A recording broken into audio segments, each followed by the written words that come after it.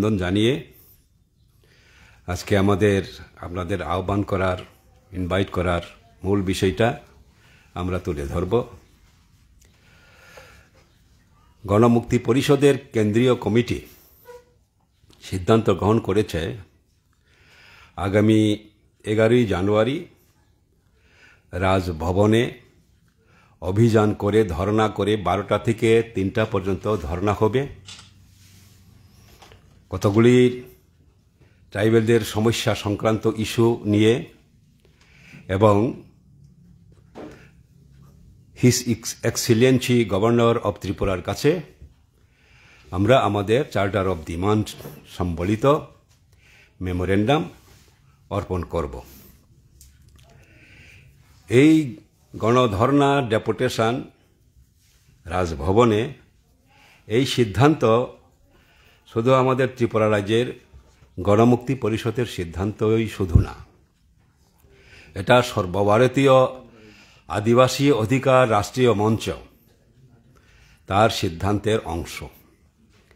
গত 1 ডিসেম্বর দিল্লিতে হরকিষণ সিং সুরজিৎ ভবনে সারা দেশের বিভিন্ন ট্রাইবেল সংগঠনের একটা কনভেনশন হয় আদিবাসী অধিকার রাষ্ট্রীয় মঞ্চের আহ্বানে, এবং তার সঙ্গে আদিবাসী রিসার্চ অ্যান্ড ডেভেলপমেন্ট সেন্টার আর একটা এনজিও, এই দুই সংগঠন মিলে সেই কনভেনশনের আয়োজন করে 3 শতাধিক প্রতিনিধি, আদিবাসী প্রতিনিধি বিভিন্ন রাজ্য থেকে সেই কনভেনশনে যোগদান করেন। এবং তার সঙ্গে আমাদের ভ্রাতৃপ্রতিম যে সংগঠন সারা ভারত কৃষক সভা, খেত মজদুর ইউনিয়ন, দলিত শোষণ মুক্তি, গণতান্ত্রিক নারী সমিতি, এই সমস্ত সংগঠনগুলির নেতৃত্বও এই কনভেনশনে উপস্থিত ছিলেন। কনভেনশনের প্রধান বিষয়বস্তু হল এই বিজেপির নেতৃত্বাধীন এনডিএ শাসনে, প্রধানমন্ত্রী নরেন্দ্র মোদীদের শাসনে আমাদের দেশের এবং রাজ্যের উপজাতিদের কর্মক্ষেত্রে চাকুরিতে সুযোগ থেকে বঞ্চিত করা হচ্ছে। এক্সক্লুশন অফ আদিবাসীস ফ্রম জব, চাকুরি থেকে, কর্মসংস্থান থেকে ট্রাইবেলদের বাদ দেওয়ার প্রতিবাদে এই কনভেনশন ছিল। এবং সেই কনভেনশনে সর্বসম্মতিক্রমে সিদ্ধান্ত গ্রহণ করা হয় যে আদিবাসীদের যে সংরক্ষণের অধিকার সেটা মেনে সারা ভারতবর্ষে রাজ্যগুলির কোটা, রাজ্য সরকারগুলির কোটা এবং কেন্দ্রীয় সরকারগুলির কোটা যাতে পূরণ করে শূন্যপদ পূরণ করা হয় অবিলম্বে, এবং শুধু সরকারি ক্ষেত্রে না, তার সঙ্গে কর্পোরেট, বেসরকারি ক্ষেত্র, এমনকি কন্ট্রাকচুয়াল যে নিয়োগ করা হয় সেগুলিতেও রিজার্ভেশনের ব্যবস্থা চালু করার দাবি আমরা রাখছি। এবং আশ্চর্যের বিষয়, এখন পর্যন্ত স্বাধীনতার এত বছর পরেও যে মাত্র 8% কেন্দ্রীয় দপ্তরগুলিতে ট্রাইবেলদের রিজার্ভেশন করার কথা, তার অর্ধেকও এখনো পূরণ হয় নাই। আর রাজ্যগুলির কথা বলে তো আর বলা বাহুল্য মাত্র, তার চেয়েও বেশি বঞ্চনা বিভিন্ন বিজেপি শাসিত রাজ্যগুলিতে হচ্ছে। আমাদের এই রাজ্যে বাম আমলে সেটা ছিল না, এরকম বঞ্চনা ছিল না। রাজ্য সরকারের কোটাগুলি পূরণ করা হয়েছিল, কিন্তু এখন এই কোটাগুলি তোয়াক্কা করা হচ্ছে না। এরকমভাবে এমনকি সবচেয়ে বেদনার বিষয় হল এখন সঠিক তথ্য পরিসংখ্যান তাও গভর্নমেন্ট প্রকাশ করছে না। কত এই আসলে ট্রাইবেল কোটা শূন্য পড়ে আছে সেগুলো হিসাব চেয়েও পাওয়া যাচ্ছে না। আরটিআই এর যে অধিকার সেটাও এখন সেখান থেকেও মানুষ বঞ্চিত হচ্ছে। এই রকম পরিস্থিতিতে কনভেনশন সিদ্ধান্ত করে ডিসেম্বর জানুয়ারি মাসের মধ্যে রাজ্যে রাজ্যে গভর্নরের কাছে আমরা ধর্ণা দেব, ডেপুটেশন দেব এবং আমাদের ট্রাইবেল ইস্যু সংক্রান্ত দাবি নিয়ে আমরা মেমোরেন্ডাম দেব। এই সিদ্ধান্ত মোতাবেকই আমরা ত্রিপুরা রাজ্য উপজাতি গণমুক্তি পরিষদ এই 11 তারিখে রাজভবনে যাওয়ার সিদ্ধান্ত গ্রহণ করি এবং তার সঙ্গে অবশ্যই আমাদের স্থানীয় রাজ্যের দাবিগুলি যুক্ত থাকবে। সেই দাবিগুলি আমাদের জেনারেল সেক্রেটারি একে একে আপনাদের সামনে তুলে ধরবেন আর শেষে আপনারা সহযোগিতা করবেন। আমরা প্রায় প্রতি বছরই এই নববর্ষে আমাদের নীতি আদর্শ মানুষের সামনে লক্ষ্য উদ্দেশ্য তুলে ধরার জন্য আমাদের মুখপত্র লামা প্রকাশ করে থাকি। গতবারও করেছিলাম, এর আগেবারও করেছিলাম, এইবারও করেছি। সেটা আপনারা থেকে আমাদের প্রকাশে সাহায্য করবেন। এদিকে এদিকে না না এটা লাগবো না, আপনার পরে ঠিক আছে না।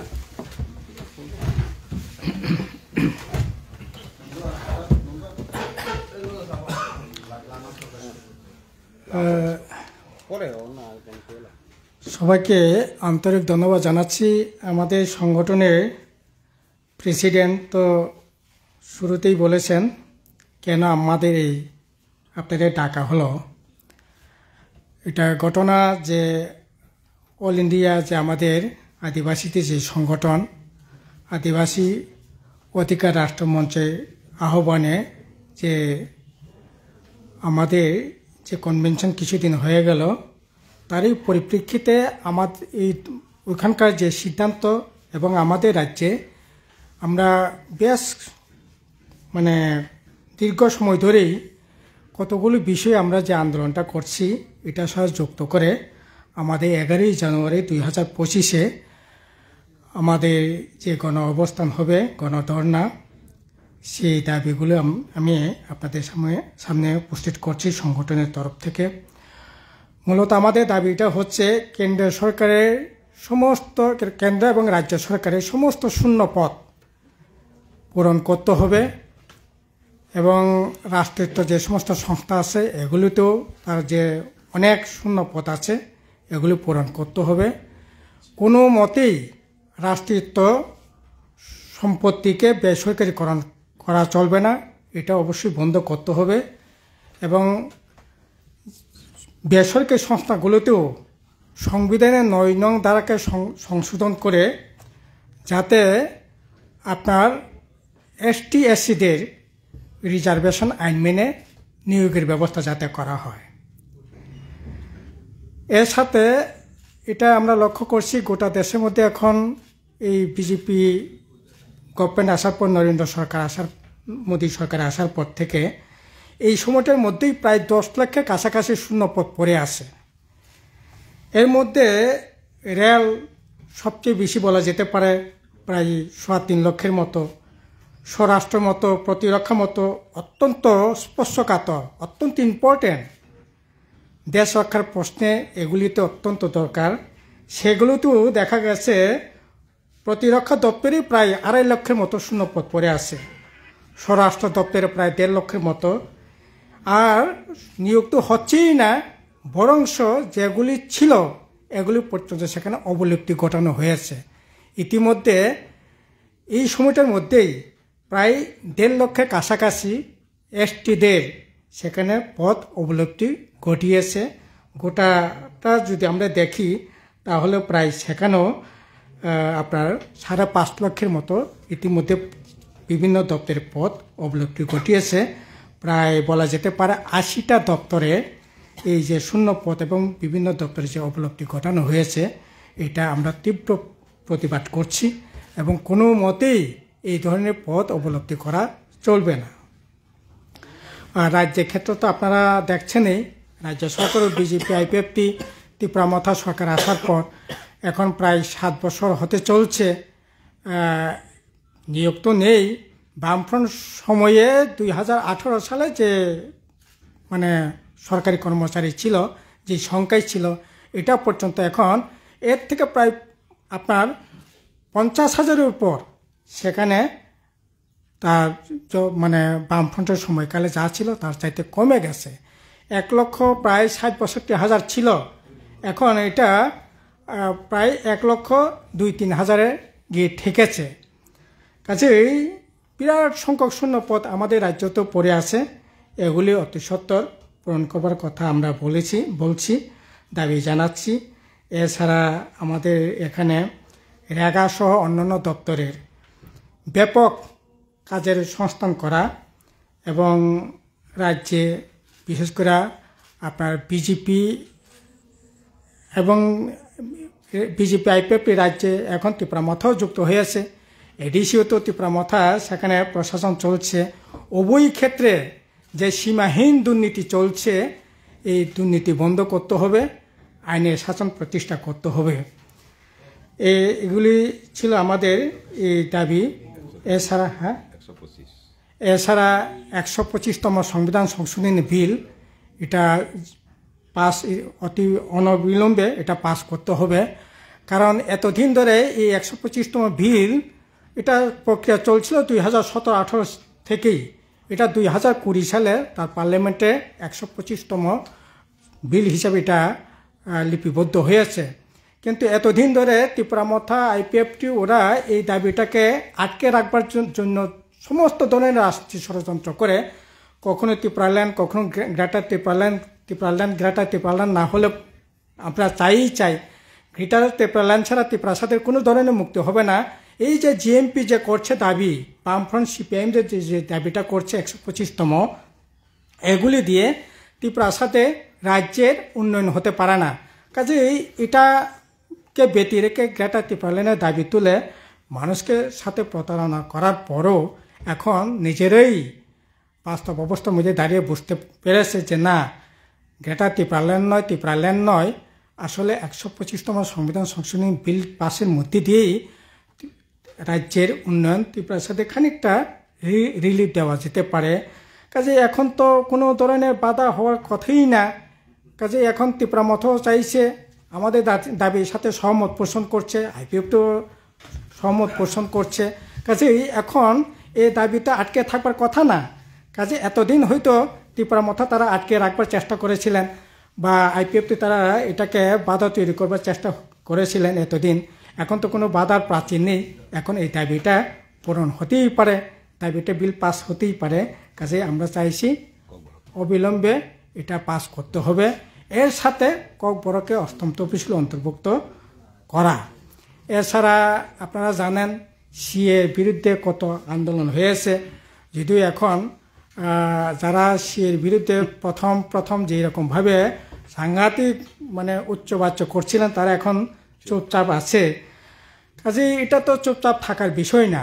এটা আমাদের রাজ্যে না, দেশের না, শুধু আমাদের রাজ্যে, বিশেষ করে উত্তর পূর্বাঞ্চলে এখানকার যে অর্থনীতি, রাজনীতি, সামাজিক ক্ষেত্রে তার ভারসাম্য ভয়ঙ্করভাবে সেখানে এটা বিঘ্ন হতে পারে। কাজে কোনো মতেই সিএ আমরা চাই না। যদিও সিএ বিল হয়ে গেছে, কিন্তু কোনো মতেই এটা আমরা সিএ চাই না। এই সিএ বাতিল করতে হবে। আর অনেক লড়াই সংগ্রামের পর যুগ ধরে এখানে মানুষের, বিশেষ করে আপনার পাট্টার যে অধিকার, জমির যে অধিকার, এই অধিকার অনেক লড়াই সংগ্রামের পর এই যে এটা লড়াই করে বন অধিকার আইন হয়েছে।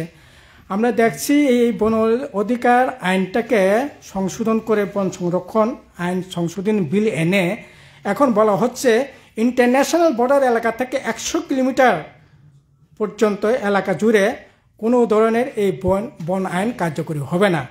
এতে করে আমরা দেখছি আমাদের রাজ্যে একজনও সেখানে বন আইনের মোতাবেক আইন অনুসারে সে বনের মানে জমি পেতে পারে না। যা বনের আইনে যা পাট্টা পেয়েছে বামফ্রন্ট সরকার আসার পর প্রায় 1,30,32,000। আমাদের মাননীয় প্রেসিডেন্ট সেই সময়ে বনমন্ত্রী ছিলেন। 12 লক্ষ কানি, হ্যাঁ 12 লক্ষ কানির উপর সেখানে জায়গা দেওয়ার ব্যবস্থা করা হয়েছে। যদিও বিজেপি আইপিএফ ত্রিপুরামথা আসার পর 1 ইঞ্চি সেখানে তার সম্প্রসারণ ঘটানো হয় নাই। কাজেই আমরা বলছি এই যে বন সংরক্ষণ সংশোধন বিল যেটা এনেছে, এই বিলটাও বাতিল করতে হবে। এছাড়া আমরা দেখছি আমাদের রাজ্যে মানুষের যে গ্রামের মানুষের বিশেষত যে তার যে গণতান্ত্রিক অধিকার এটাকে ভয়ঙ্করভাবে হরণ করবার চেষ্টা হচ্ছে, বিশেষ করে ভিলেজ কমিটি নির্বাচন না করে। 2021 সালেই তার মেয়াদ শেষ হয়ে গিয়েছে। আপনার বিধানসভা নির্বাচন হলো, পার্লামেন্ট নির্বাচন হলো, 30টা নির্বাচন হলো, কেন ভিলেজ কমিটি নির্বাচন এতদিন ধরে এটাকে আটকে রাখা হয়েছে? আমরা বলছি ভিলেজ কমিটি নির্বাচন অতি সত্বর ঘোষণা করতে হবে, তারিখ ঘোষণা করতে হবে। কারণ ভিলেজ কমিটি আইনেই আছে গ্রামের উন্নয়নের জন্য গ্রাম সংসদ করতে হবে, ওয়ার্ড সংসদ করতে হবে, হিসেব দিতে হবে। এখন ওয়ার্ড সংসদের কোনো বালাই নেই, গ্রাম সংসদের কোনো বালাই নেই, হিসেবের কোনো বালাই নেই। এখন ত্রিপুরা মথা, আইপিএফটি, বিজেপি গ্রামের যারা মাতব্বরা আছে এটাকে লুটপাটের একটা আখ্যাতে পরিণত করে রেখেছে। এটাকে এইভাবে তো তাদেরকে হাতে ছেড়ে দেওয়া যায় না। কাজেই উন্নয়নের প্রশ্নে, মানুষের গণতান্ত্রিক অধিকারের প্রশ্নে ভিলেজ কমিটি নির্বাচন অতি সত্বর ঘোষণা করার আমরা দাবি করছি। এই দাবিগুলিকে নিয়েই আমরা বলছি যে এই যে আমাদের 11 তারিখে যে গণধন্য হবে, আপনাদের মাধ্যমে আমরা বলছি রাজ্যের শান্তিকামী মানুষ, গণতান্ত্রিক অংশের মানুষ তারা যাতে এই আন্দোলনে সামিল হন, এই আন্দোলনকে সফল করবার জন্য আমাদের আহ্বান জানাচ্ছি। আর আসলে এখন রাজ্যে কাজকর্ম তো নেই, এই যে রেগা যে কাজ, আর গতকাল পর্যন্ত রেগাতে যা দেখেছি, এই যে সরকারি পোর্টাল থেকে যা দেখেছি, ঘরে গিয়ে হাতে মাত্র আসা 2 মাস, এখন পর্যন্ত ঘরে গিয়ে সেখানে 40-42 দিন হয়েছে। তাও ত্রিপুরা মথা বা বিজেপির নেতা মণ্ডলের নেতা তাদের হয়ে গেছে 100 দিন, আর সাধারণ মানুষও হচ্ছে 20 দিন, 21 দিন, 22 দিন, সব মিলিয়ে এখন আপনার 40-42 দিন মাত্র এলাকার কাজ হচ্ছে। কাজেই এইভাবে তো চলতে পারে না। এবং ফলে কাজ কর্মহীন অবস্থার জন্য আমাদের রাজ্যে মানুষ প্রায় এই যে গত কিছুদিন আগে শ্রম দপ্তর থেকে একটা রিপোর্ট বেরিয়েছে, আমাদের গোটা দেশের মানুষ কোথাকার মানুষ কোন রাজ্যে আপনার যে পরিযায়ী শ্রমিক হিসাবে কাজ করছে, আমাদের রাজ্য হিসাব করে দেখা গেছে প্রায় 1 লক্ষের কাছাকাছি মানুষ এখন বহিরাজ্যে গিয়ে আপনার পরিযায়ী শ্রমিক হিসেবে সেখানে কাজ করতে হচ্ছে। এত ভয়ঙ্কর অবস্থা। কাজে এই অবস্থা আমাদের রাজ্যে কোনোদিনই ছিল না। বিজেপি আইপিএফটি ত্রিপুরা মথা আসার পর এখন কাজের সন্ধানে বহিরাজ্যে গিয়ে ছোটাছুটি করতে হচ্ছে, গিয়ে এখানে মারা যাচ্ছে, ডেড বডি পর্যন্ত ফিরিয়ে আনা যাচ্ছে না। এই ধরনের ভয়ঙ্কর অবস্থা চলছে আর কি। এটা বেশি দিন এভাবে চলতে পারে না। কাজে তার জন্যই আমাদের এই আন্দোলন আরও জোরদার করার আহ্বান আপনাদের মাধ্যমে রাখছি আর কি। এই হচ্ছে মোটামুটি বিষয়। জায়গাটা ওই যে পুলিশ কোথায় জায়গা দেবে সেটার উপর। এটা আমরা আস্তাবল থেকে আমরা স্টার্ট করব। 12টা থেকে 3টে হবে। হ্যাঁ, এখন ভিলেজ কমিটি আছে 587টা। ওইটা ধরি। হ্যাঁ, লামা আপনারা নিতে চাইলে নিতে পারেন, সৌজন্য সংখ্যা।